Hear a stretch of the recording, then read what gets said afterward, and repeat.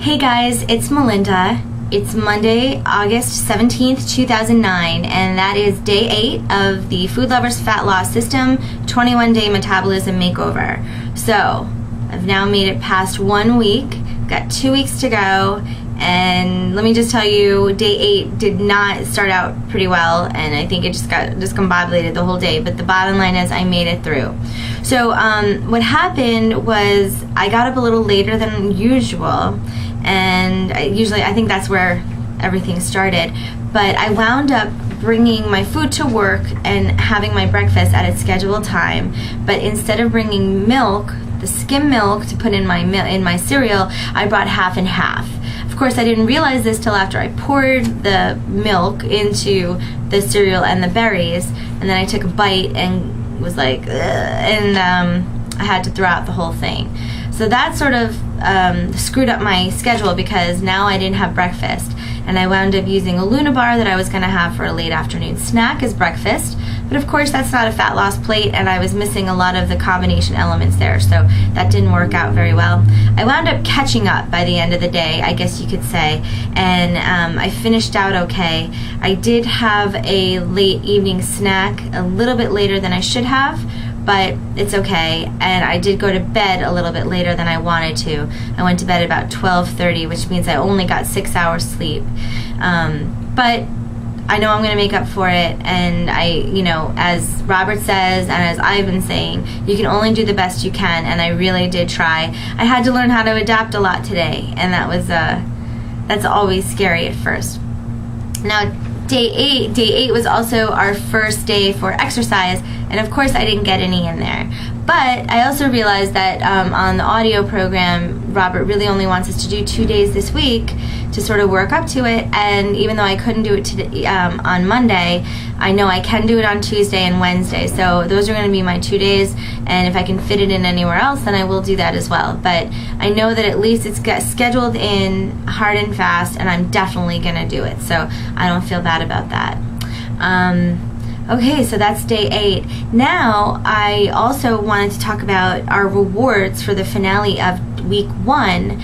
As I posted on the message board, I never actually filled out that section in the success journal, which I know I should have done, but really the only thing that I want, my greatest reward, is going to be fit and healthy, and I know that's not going to happen at the end of week 1, so I couldn't think of anything else. What else am I going to have? Clothes? Well, why would I buy clothes if I hope not to be this size pretty soon? Doesn't make any sense. Food.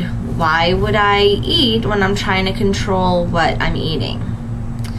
Mia had a great idea. She is renting a video that's just for her, outside of something that her and her husband would generally rent together.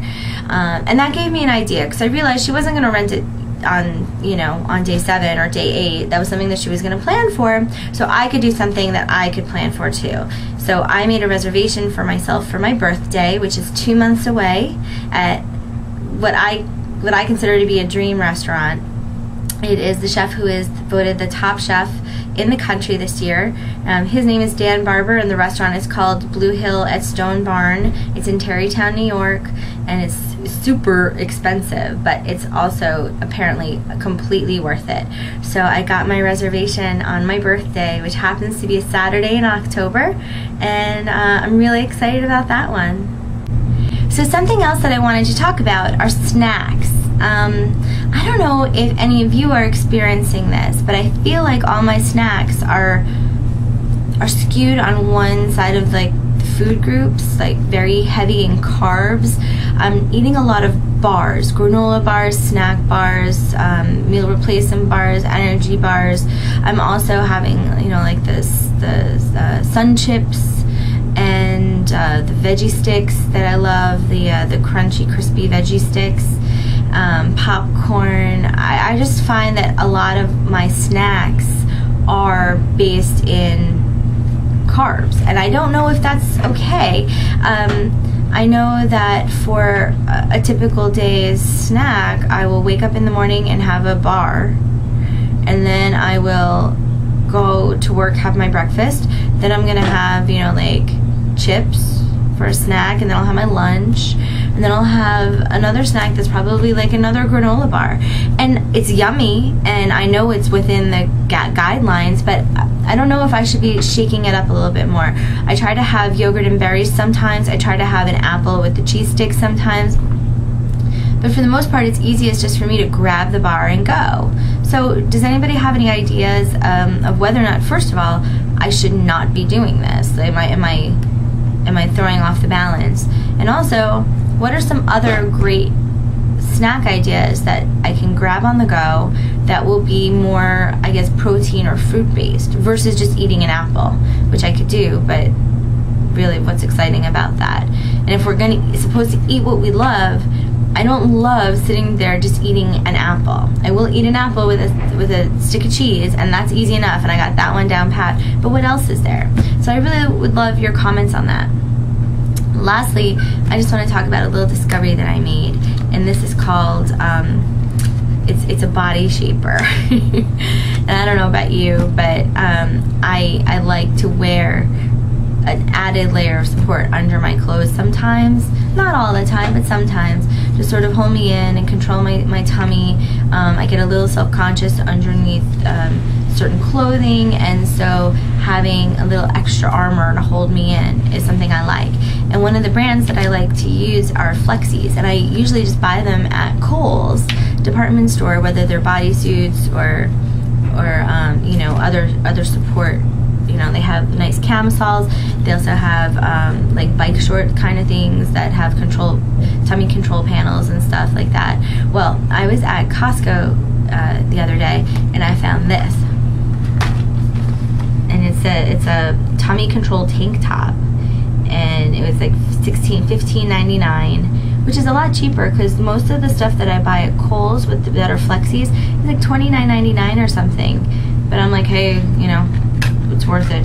So this is I love this. It says fat-free dressing. I think that's funny.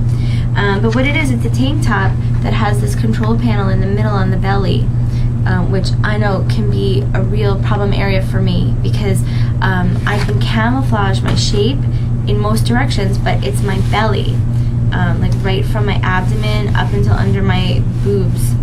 That sort of is a big deal, especially when I sit down.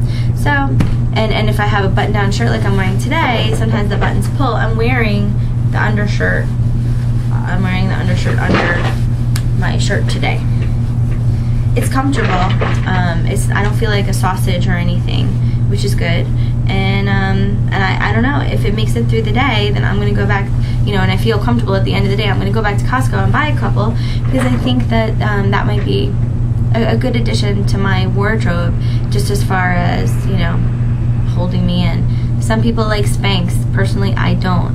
I like stuff that holds in my belly. So, all right, that's my find. So I'll let you know my evaluation of that once I give it a test run for the day. And the Roman, that's probably not for you. So sorry I brought that up. But other than that, today we're on day 8. We're supposed to day 9. We're supposed to do supplements, and I guess I'm gonna have to do some reading up on that because that's one area I've never really been good at. And I look forward to letting you know how day 9 goes. Thanks, guys, and I'll talk to you soon.